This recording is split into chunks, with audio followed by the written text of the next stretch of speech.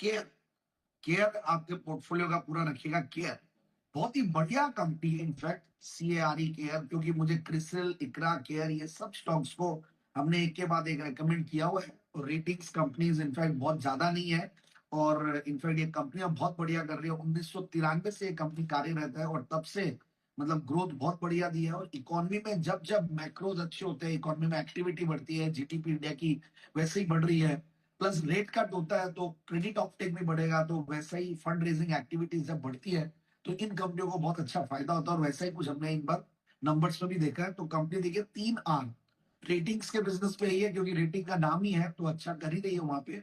Research में है, research and analytics इनका एक बड़ा डिवीजन होता है ये सारी रेटिंग कंपनीज में। और रिस्क सोल्यूशंस भी देती है, अलग अलग इनकी सब्सिडियरीज है। और ग्लोबल प्रेजेंस है, 10 कंट्रीज में करीब कंपनी अपना काम फैला रखी है। फिर AI इंप्लीमेंटेशन से इन्होंने काफी इंप्रूवमेंट किया अपने रेटिंग्स के बिजनेस में। और प्लस जो डिटेक्शन ऑफ फ्रॉड्स होते हैं उन सबको लेकर भी, सो AI सर्टेनली ये लोग को यूज फ्रूटफुली करेंगे तो और बेटर होगा, और आगे भी दिखने को मिलेगा ऐसा। और ESG ग्रेडिंग, क्योंकि ESG की आजकल काफी बातें होती है, तो ESG ग्रेडिंग में भी कंपनी अच्छा काम कर रही है। इनकी एक सब्सिडरी इन्होंने यहाँ पे भी बना रखी है। और दूसरी बात एक और है, रेटिंग बिजनेस तो ये, नॉन रेटिंग बिजनेस से भी रेवेन्यूज का शेयर बढ़ रहा है, which is also a good point. अब फंडामेंटल्स पे आते हैं तो रिटर्न नंबर्स बहुत बढ़िया, क्योंकि सर्विस प्रोवाइडिंग बिजनेस है। तो 25 का return on capital employed, return on equity 18%। फिर उससे भी बढ़िया बात है, डिविडेंड यील्ड बहुत बढ़िया है, करीब 1-1.25% के लगभग डिविडेंड यील्ड है। और जीरो डेट कंपनी तो होना ही है, मतलब उसमें कोई दो राय नहीं है, जीरो डेट कंपनी है।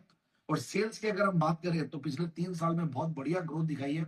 कुछ कुछ मैनेजमेंट चेंजेस भी हुए थे रिसेंट पास्ट में। और 18% की सेल्स की क्या कहते हैं, नेट प्रॉफिट 22% की रही है पिछले 3 साल में। और जून क्वार्टर के रिजल्ट्स भी अच्छे थे, 79-80 करोड़ के लगभग की टॉप लाइन थी, उसके सामने 94 करोड़ का टॉप लाइन जून 2024 और जून 2025 को हम कंपेयर करें। और दूसरी बात, ऑपरेटिंग प्रॉफिट्स में 22 करोड़ के पैट के सामने, ऑपरेटिंग प्रॉफिट्स के में 22 करोड़ के सामने 28 करोड़ का था। एंड टेक्निकली भी स्टॉक बहुत बढ़िया लेवल्स पे 200 डेमास के आसपास है। मुझे लगता है कि एक अच्छा लेवल है जहां पे रिस्क रिवॉर्ड रेशियो भी बढ़िया है। ऑलमोस्ट 2000 के हाइज बनाया हुआ है, वहां से करेक्टेड है स्टॉक। तो मुझे लगता है कि 1800 के टारगेट के लिए स्टॉक को लिया जा सकता है। 1800 के टारगेट